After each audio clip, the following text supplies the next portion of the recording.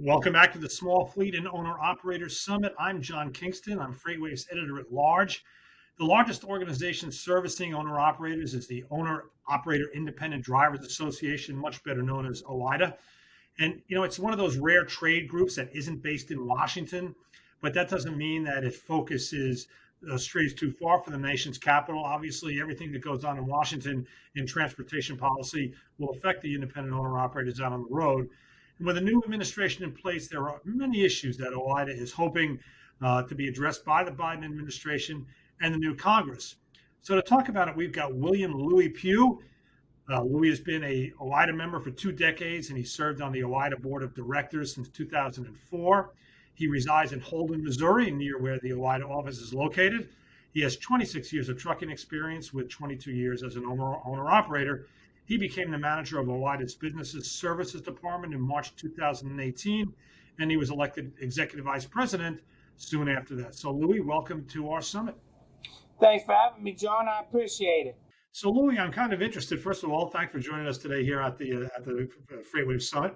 But it's interesting talking to some of your colleagues in preparing for this interview that one of the things not so much that they didn't want to talk about, but they wanted to be clear that is OOIDA does not believe there's a driver shortage. And in fact, at FreightWaves, we tend not to refer to the driver shortage. We'll call it a driver squeeze or something like that. But I found it interesting from your perspective is because most trade associations actually tend to say there's too few of us. No matter what we do. I don't know. Maybe the ophthalmology association says there's too few ophthalmologists, and the chemists say there's too few chemists, whatever. And you're not saying that. I mean, you're saying that essentially it's a market thing. And in fact, early on in my career as a business journalist, I was taught that there is no such thing as a shortage.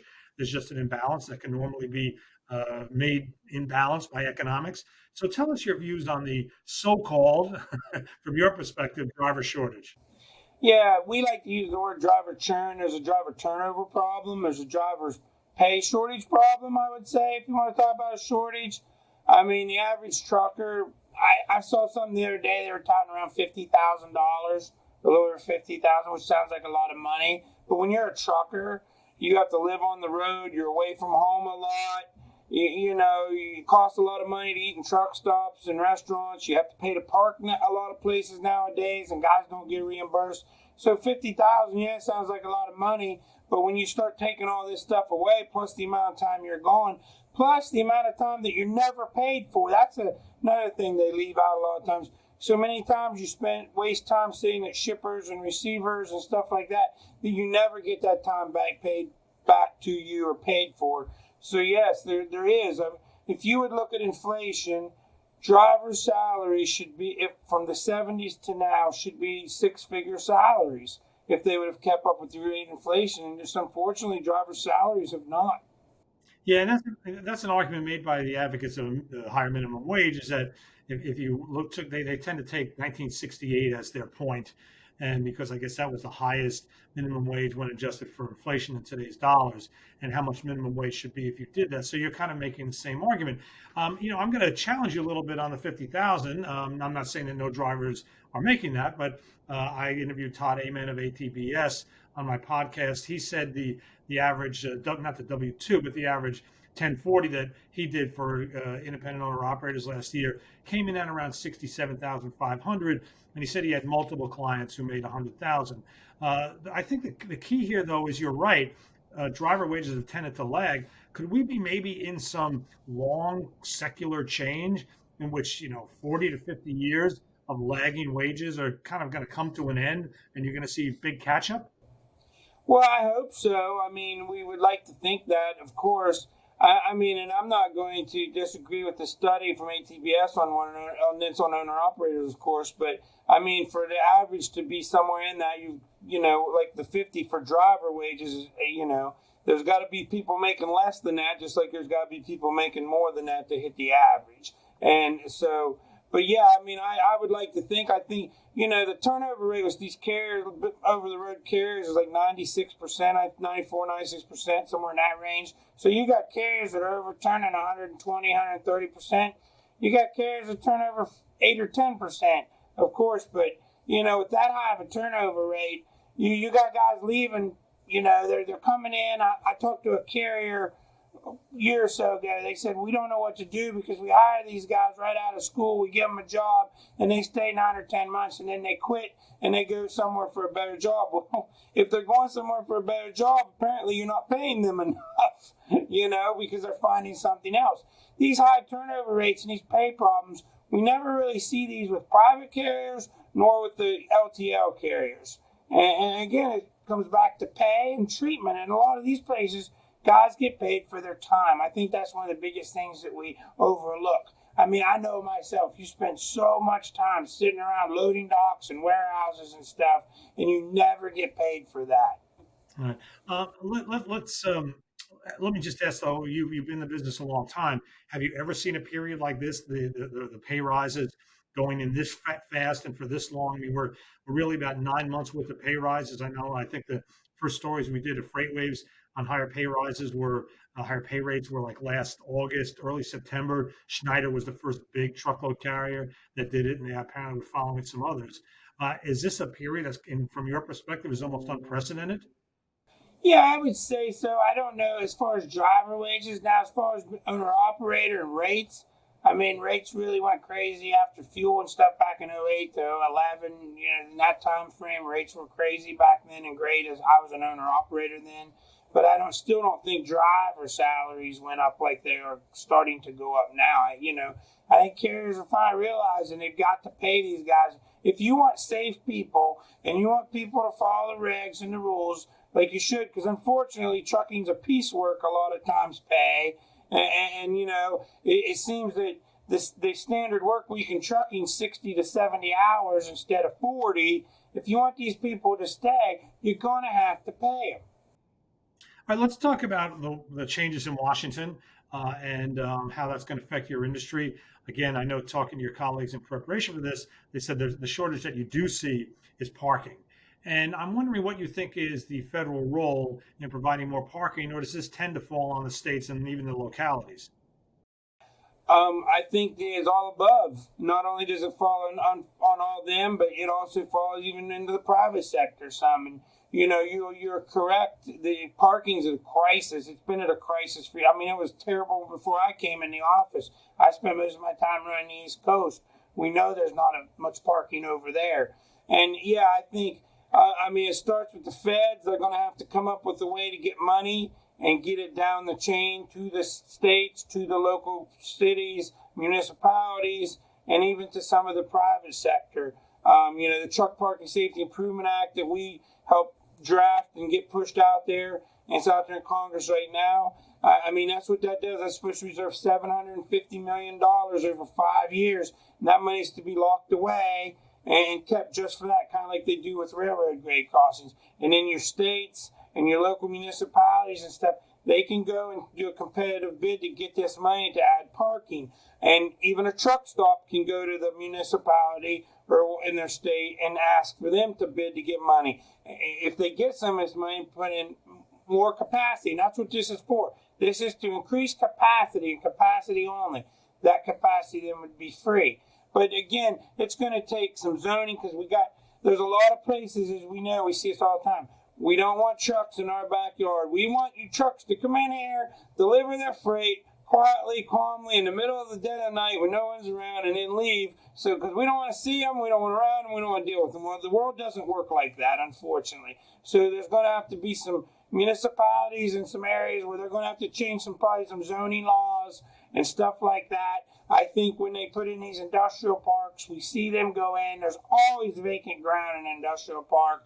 And when these city planners and these building planners are putting this stuff in, they need to figure out how many trucks traffic they're planning to get. Maybe put some parking in there. And maybe that's with tax abatements. Maybe that's going to the Walmarts, the Targets, the big boxes who put these big Amazons. Maybe you allow them to put in some extra parking and they get a little extra tax break. There's all different ways this can be done, but it's going to take everybody working together. Right, and as you point out, there needs to be an economic incentive. Love's adds about 3,000 parking spots a year. They're free, but of course Love's hopes to get the economic benefit of people using their facilities, their restaurants, their showers, etc. Let's again talking about the federal government. There's a new director of PHMSA. Her name is Meera Joshi. She did work in the New York area for the legendary Sam Schwartz, Gridlock Sam, for those New Yorkers out there who may know all about Sam Schwartz. I guess you've had some meetings with her. What can you tell us? Yeah, we've had a couple meetings with her so far, and I would say that they've been positive. I mean, she's just new on the job, so we haven't really got to see where the rubber meets the road yet. But we're hoping that she continues the open dialogue and the getting out there into the world of trucking, like Martinez did, and like Administrator Mullen did, and they continue that open dialogue, working with industry, working with, and all the partners in the Fed to make things better for all of us, like they did with hours of service. Okay. Yeah, let's talk about hours of service. And the reality is that Director Martinez did talk about open dialogue, and he wanted to hear driver views. And we did get changes in the hours of service regulation. We don't have a lot of time. I'll just touch on them real quickly. Expands the short haul exception to 150 air miles. 14-hour shift for those, expands the driving window during adverse driving conditions by up to additional 2 hours, requiring a 30-minute break after 8 hours of driving time instead of on-duty time. And there was changes in the sleeper berth rules. They're more complex than that, but we don't have a lot of time. Those are in place now. They did go through the process, and I think some people expected more. But from your perspective and from talking to your members, are they having an impact on people's daily lives? Yeah, they've had an impact, and I'd say in most cases a positive. Of course, we would have liked to see more, as would our members. I mean, we wanted the 30-minute break to go away, but they did change it to where it's easier to get that worked into the system. We would have liked to seen the split sleeper berth be more open, like it was back in the old 8 and 10 days prior to 04 or 03, whenever all this hours of service changed, where you can split it however you want. We like to see that, and then we also would have liked to see a little pause in the clock you could have done.